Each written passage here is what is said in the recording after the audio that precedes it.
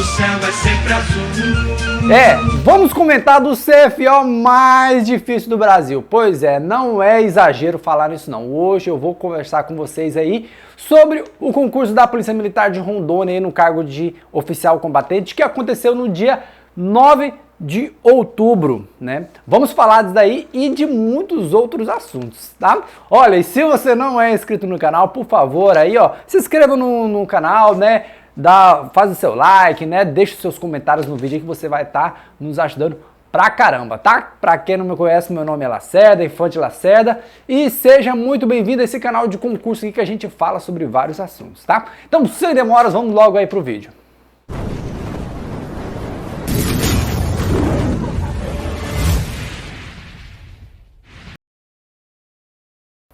Pois é, como eu disse, no dia 9 do 10, aí, no dia 9 de outubro, num domingo, né, foi realizado a prova do CFO da Polícia Militar de Rondônia, né? Assim, uma prova bem extensa, uma prova bem puxada, que eu vou comentar com vocês alguns aspectos dela aí.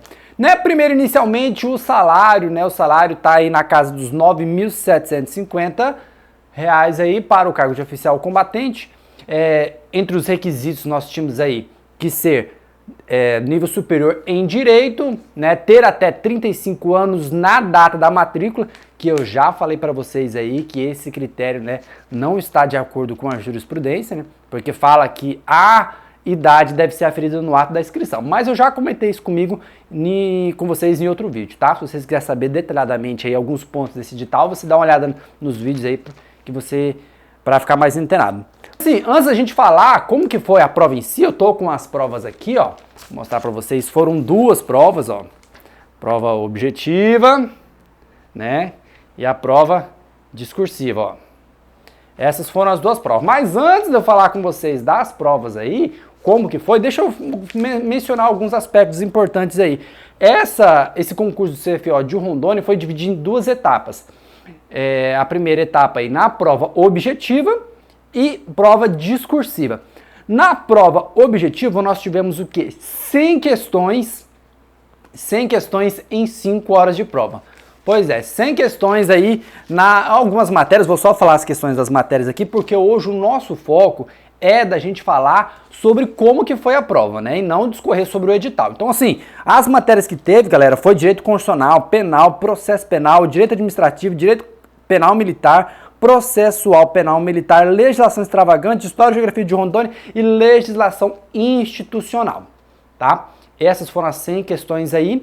E na parte discursiva, que foi no período da tarde, nós tivemos ali 4 questões discursivas, tratando ali das matérias, né, do edital, e uma peça procedimental aí.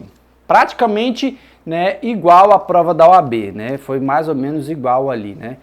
A quantidade de vagas, né? Foram oferecidas em edital 18 vagas para os candidatos masculinos e 2 vagas para os candidatos aí do sexo feminino. Das questões de inscritos, nós tivemos ali, ó, para o cargo, para o feminino, 563 candidatos, só 563 candidatos aí masculinos concorrendo a essas 18 vagas, que dá aproximadamente uma concorrência de 32 por vaga, tá? Mais ou menos 32 candidatos disputando uma vaga nesse concurso aí. No cargo feminino, nós tivemos o quê? 354 candidatas disputando 2 vagas. Isso equivale a mais ou menos ali 177 candidatas disputando uma vaga. E aí também, outro assunto importante que a gente tem que falar também, pessoal, é a questão das abstenções desse concurso. Olha, o número de abstenções nesse concurso foi gigantesco. Gigantesco. Olha, a quantidade de pessoas que se inscreveram e que deixaram de fazer esse concurso não foi pouco. Por que, Lacerda? Alguém pode estar me explicando por que muita gente deixou de fazer esse concurso? Olha, a questão, nós já tivemos poucos inscritos, né? Apenas juntando os 2 cargos ali, daria, a masculino e feminino, daria 800 e pouco, não daria nem 900 candidatos de direito. E aí nós tivemos a situação de quê? Que no estado de Rondônia aqui, a prova, muitos que se inscreveram para o CFO de Rondônia também se inscreveram para a Polícia Civil. no mesmo dia da prova da PM, tinha o cargo de agente e tinha o cargo de escrivão também da Polícia de Rondônia, que é a Polícia Civil. E assim, muitos candidatos, né, optaram por fazer o concurso da Polícia Civil porque eram muito mais vagas, né? E além do que, para fazer o CFO da PM, exigia ali o nível superior em Direito. E tinha a questão da idade. E outro fator também. No mesmo dia que foi realizada a prova objetiva da PM de Rondônia, foi realizada também a etapa psicológica, ou seja, a etapa do psicotécnico da Polícia Militar do Amazonas. Então, muitos candidatos que são de Rondônia preferiram, né, optar pela Polícia Militar do Amazonas, né, preferiu continuar lá no concurso. Então, assim, isso já foi um dos índices que reduziu muito, né, os concorrentes aqui em Rondônia. E assim, falando ainda no tópico abstenções, eu fiz esse concurso, vou falar também qual foi a minha nota, né, a pontuação que eu fiz nessa prova, mas, por exemplo, gente, na minha sala faltaram 14 candidatos. 14 candidatos faltaram, só tinha 8 candidatos dentro da sala. Teve outras salas que eu passei, eu fiz aqui em Cacoal, você já comenta pra mim aí e fala em que lugar que você fez aí a sua prova, né? Se foi em Vilhena, Cacoal, Ji-Paraná, Ariquemes ou Porto Velho. Você já comenta comigo, fala aí e confirma também, fala quantos que tiveram na sua sala. Olha, eu passei, por exemplo, aqui numa das salas aqui em Cacoal, tinha sala que teve 3 candidatos, outras salas ali tinha poucos, 5, 7, e isso se repetiu no estado inteiro, tá? Então, assim, diante desses todos os fatores aí que a gente falou, né, eu imagino que, acho que no máximo, umas 300, 350 candidatos no estado inteiro aí fizeram essa prova, tá? Eu imagino que ali pode ser que até uns 400 candidatos tenham feito essa prova, tá? Porque além de todos esses fatores que eu citei, da abstenções, etc., nós tivemos um problema muito grave que foi na questão da efetivação da inscrição, né? O Sebrasp ali, um erro de banco e confirmação no sistema, deixou muitos candidatos fora. Então muitos candidatos assim se desanimaram, né? Já teve que ter uma briga só para fazer o concurso, né? Já foi uma humilhação só para fazer a prova. Mas agora vamos falar assim da prova em si. Vamos falar assim da prova. Não vou discutir assim questões por questões. Vamos falar assim da prova em si, o nível de que foi e tal. Ó, da prova em si, o nível das questões objetivas. No meu achar, no meu pensar, né? Eu vejo que foi um nível muito alto de prova, um nível elevado mesmo, era um nível de delegado militar. Eu até brinquei com o pessoal que isso aqui é a prova de delegado militar, né? Assim, foi uma prova, um nível muito alto, tá? Muito entendimento de tribunais superiores, não era só letra de lei, né? Muito entendimento dos tribunais superiores. E, por exemplo, caiu várias questões pedindo entendimento do STM, né? Ou seja, o Superior Tribunal Militar. Agora você fala pra mim, quem em sã consciência fica estudando entendimento do STM? Ninguém, né? A não ser candidatos do CFO mesmo. Então, assim, aí outras questões em legislação extravagante e outras partes do direito lá, por exemplo, na Lei Maria da Penha, cobrou entendimento do STF falando que a Lei Maria da Penha se aplica também às mulheres transexuais, né? E também na lei de racismo lá, falou que cobrou entendimento também do STF, falando a respeito de que a lei de racismo se aplica também nas relações de racismo homofóbico, né? Essas questões assim vai se aplicar ainda enquanto o Poder Legislativo não editar uma norma que criminalize a homofobia. Então assim, só citei esses dois casos para você ver que foram muito entendimento, não era só lei seca, não era letra de lei seca não, tá? Foi bem puxado mesmo. Essa prova de 100 questões, você tinha que fazer um mínimo, né? Você tinha um mínimo ali de 50 pontos na objetiva. Você tinha que fazer essa pontuação para você não ser eliminado, né? Ou seja, você tinha que fazer pelo menos 50 pontos. E aí já vai a minha opinião aqui, né? Dos que eu tô conversando essa semana no grupo aí dos WhatsApps e das pessoas das provas. Eu acho, galera, que não vai dar um número mínimo de aprovados nesse concurso, não.